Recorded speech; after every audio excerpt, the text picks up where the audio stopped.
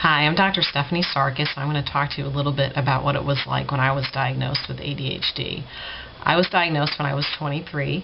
I always knew that there was something kind of going on as far as my attention span, my ability to focus. I remember my friends could study for 3 hours at a time in the library at college, and I just kind of would wander around the library. I heard stories about my hyperactivity when I was a child. So I kind of had a pretty good idea something was up. So I went to a psychiatrist for an evaluation, was diagnosed with ADHD. I have been taking medication since.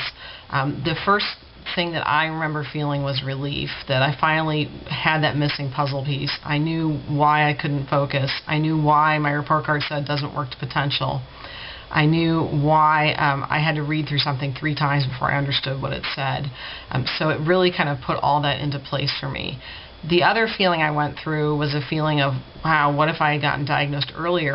College would have been easier for me, high school would have been easier for me, elementary school would have been easier for me. So I went through kind of this phase where I felt sad or almost grieved over what I could have been earlier in my life had I been diagnosed. But after that phase, then I got into a phase of acceptance, and I realized that you get diagnosed when you get diagnosed, and there's a good reason why you get diagnosed at a certain time in your life.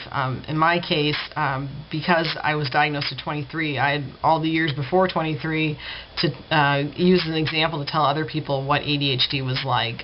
And I also, at the phase of acceptance, realized that I could find other people with ADHD and talk with them about having it, reach out and have the ADHD community to talk to. Also, I could help other people at ADHD. So those are the phases I went through. I went through relief, and then grieving and a sense of loss, and then acceptance.